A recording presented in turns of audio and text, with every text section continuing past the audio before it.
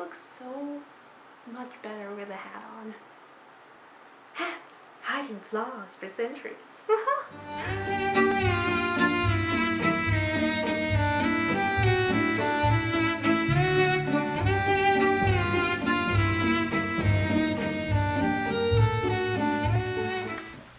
Hello everyone, and I'm pretty excited because today is my first episode of one of my new series. I have 2 new series coming out, but this is the first episode of my new series, which will at least air every last Friday of the month, which is a very Victorian Friday.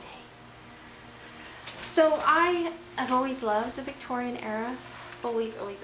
And basically this series is, well, going to be exactly how it sounds. It's going to be me doing videos that are Victorian themed. This month's video, I didn't have a whole lot of time to plan, so I've gone with something a little easier, but very necessary for every Victorian lady. Which is, we're going to make a hair wrap today. A hygienic hair wrap. So the reason I say hygienic is because in Victorian times, most women's hair wraps were made from their collected hair that they would just collect over, a long period of time from their hairbrush and just go, oh yeah, that's my hair wrap. Which, don't get me wrong, I totally understand why. It was cheap, it was easy, it looked just like your hair because, nobody dyed their hair back then like I do. But I thought maybe it'd be more interesting to do something similar, but not quite so icky. So I have acquired a wig that is similar to my hair color right now. And I've actually taken out a bunch of the wefts, though I have scalped her as well. Like, this is just the top plate, in case my wefts are not enough. So we're gonna use the wefts of the wig, a stocking. I'm just using the tan one. It's brand new. Please don't use an old stocking. That would not be hygienic. Also going to need a teasing comb. Not totally necessarily. You could probably get away with like a bristle brush. I don't know. And for now, that's all I'm going to really need. And I won't lie. These videos, my Victorian videos, will be slightly experimental, and you get to go on the journey with me and learning new things and finding out if they're going to work. So the first thing is I gotta wrap these wefts. I guess I'm gonna start from the bottom and let's just wrap them. Just wrap them up. But no one's gonna see you're wrapped. That's why they're called a wrap, 'cause they're all ready. And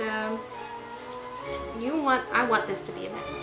You do too if you're making yours, because the more messier it is, as you know, with backcombing your own hair for like looks, and as we learned from the 80s with big hair, backcombing was the thing.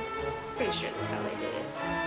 Is backcombing, well, even if you follow pin-up hairdos, that's the way to get the big hair. It's just a mess. I love it. It's so messy. And so, for things to expect from this series, obviously, fun hijinks with hair. I've gotten two really cool books that were, I think one was printed in like the 1860s and the other 1890s. And basically, they're just all about how to do Victorian hairstyles, like a proper hairdresser. And as you may have guessed, I'm not great with hair. It's my weakest point. So that'll be fun, and we'll get to learn kind of how to do some iconic Victorian hairs. Get your hairs, step right up. So that's definitely one genre. Of course, like most of my films, most of the series will be sewing.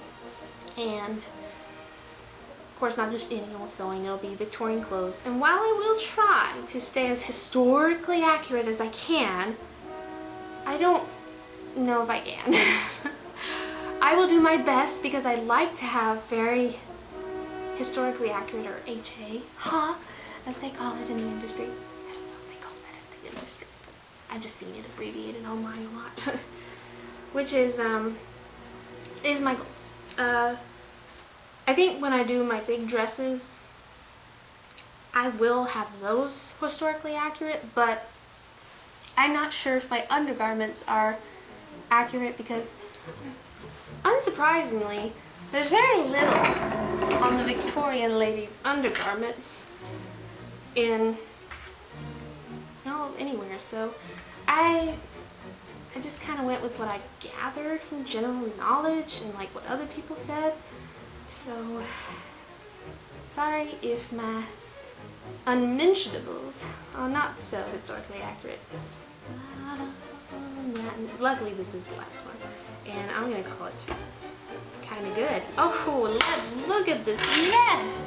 Isn't that beautiful? It's beautiful. It's beautiful. It's beautiful. Okay, so now we're going to take a tight stocking, whatever you're using. And so rats generally went like this over the head to get the big bump. I think like sometimes they had, I guess they did have it go all the way around, so I don't know, I guess I'm just gonna cut it there where it went all the way around my head. Okay, so I have used part with the foot so I don't have two big gaping gaps, and now I'm just gonna stuff it with our ratty hair, fake hair mess.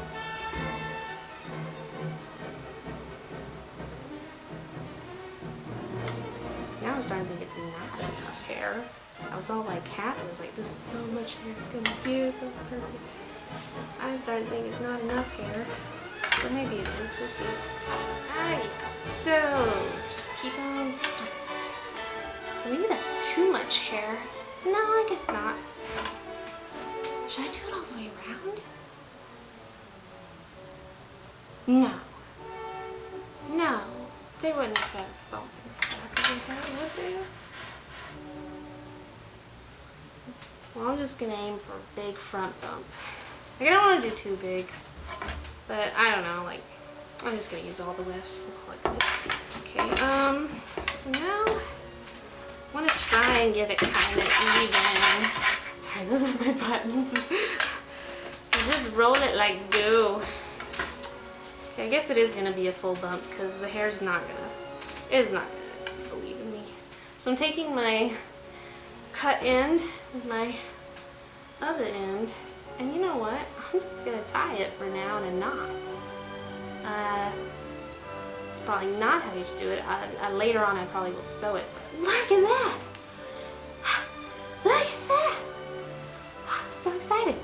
So now I'm gonna change viewpoints, and I'm going to attempt to make a hairdo with my new rat. So let's see how that works. Okay guys, so I've gotten all my supplies. I've got a couple combs, hairbrushes, bobby pins, of course our nifty new rat. Do have some hair ties. That's just going to help me section my hair off. So I'm looking at this diagram on my computer, which is slightly confusing because, but I think I'm looking at the back of the head. And looks like the back of my head should part like this. So this is already going to be a bit hard for me because I have bangs, but I think, so I've got that. Okay. I need to find where the part was. Okay. I think that's right. It feels right. I don't know. Does it look right? I feel like I have too much hair in the front and not enough in the back. Also, I can't wait for my hair to get longer, which will really make these hairstyles a little better. So I'm just going to section this off like that, and we'll just keep it out of the way for now. Okay, then I think the front section just has to be from this hair, so like a part from behind my ear. So like that's the front.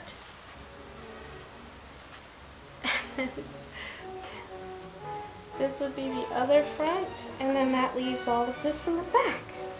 Okay, so yes, the majority of my hair, I must look like Cousin It right now,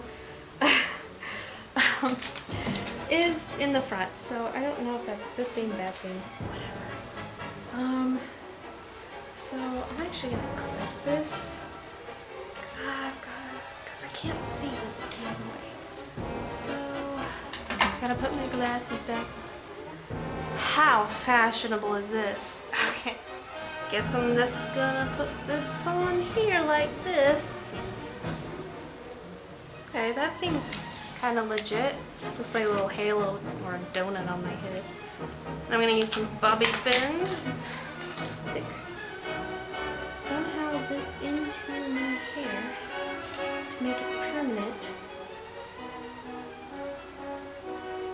That's the nice thing about using this is, sorry I'm not looking at you guys, basically I'm just literally taking a bobby pin, pushing it through the very thin fabric of my donut, I mean my hairnet, not hairnet, my hair rat, and just, yes, pretty much going through and securing it on my head. Which must be the most boring thing to watch. Don't penetrate the bobby pin into your brain while doing such an activity. I don't even know how well secured I need to make this. Like, I feel like I'm almost overdoing it. Then I'm like, better safe than sorry. So then, I do believe this will just go up and over like that. Except I've got a huge chunk missing because I'm wearing bangs, which we will have to somehow incorporate up with the rest of the hair. Oh, you know what? That's actually great because pretty much just pin them secretly back and behind the donut. Except for this bang right here is being such a mess. But you know what? I might actually be able to just stick it in like that. Okay, we'll worry about the bangs later. So I don't know. It just looks.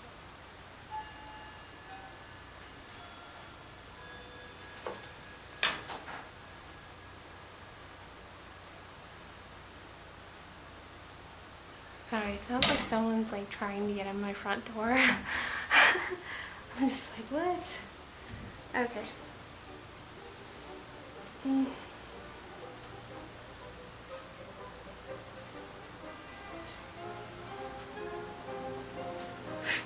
I feel like this looks horrible on me.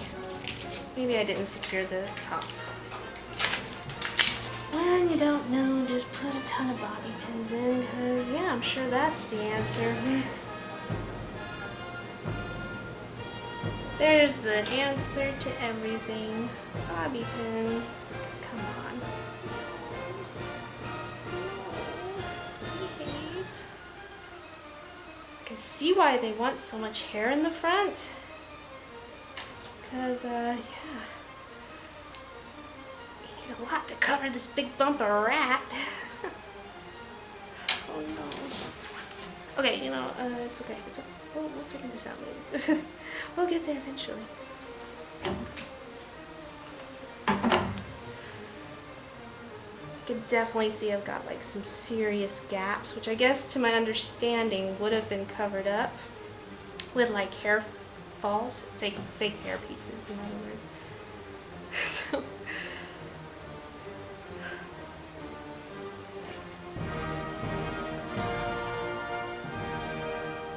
This is so hard to do.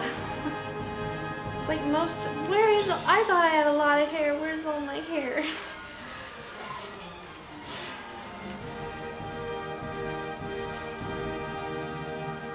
Okay, so just keep on working, I guess.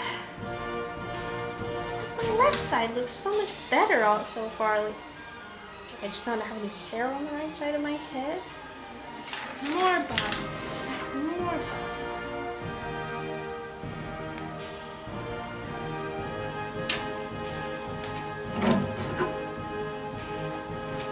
It's definitely one of those things, like, you know, you need a lot of practice to get it done and whatever. And I won't lie, like, I need more practice, but I think I could definitely see this becoming very doable. Might need to have more hair added onto this side at this point. I just don't quite have enough. I don't realize like how much is in my bangs or something. This weird little pieces here and there hanging out. Stop it! Stupid piece here. Oh my gosh! There. Okay. I mean, it doesn't look horrible for a first attempt. So now I gotta, basically now take the hair in the back,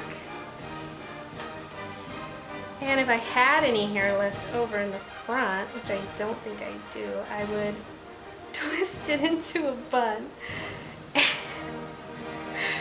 I have like no hair left. That's all I have for hair.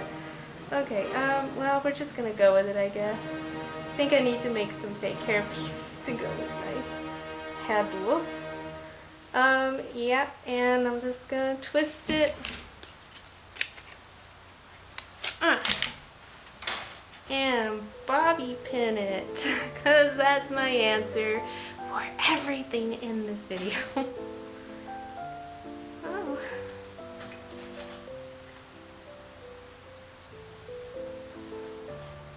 I mean, if I was like definitely going for a Victorian school teacher, I think I pulled the look off darn well. But, bangs!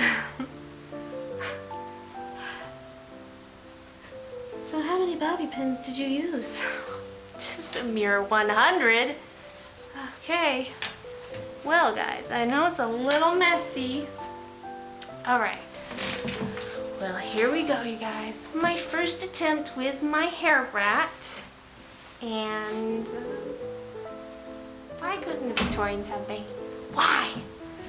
Alright, so let's do 360. Just please don't judge the back of my head too badly.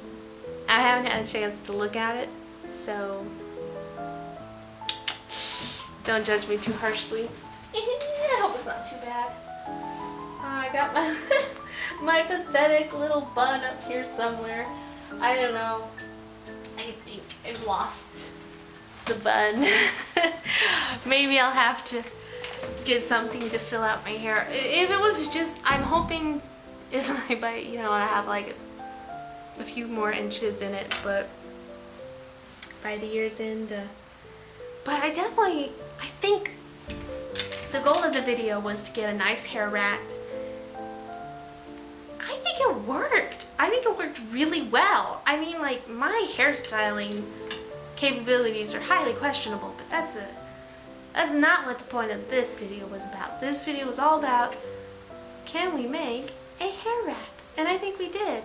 Yeah, so I hope you guys learned something, had fun this video, whatever. I'm super happy with how this turned out, for it to just be a whimsical, like, what if, and I don't know, like, it's very lightweight. It is very, very lightweight, and like I said, it's hygienic. Until the next Very Victorian Friday. Okay, I know I had signed off and everything, but can I just say, you guys, like, this look looks so good with a hat. Like, I didn't show it with a hat, but it looks amazing with a hat, because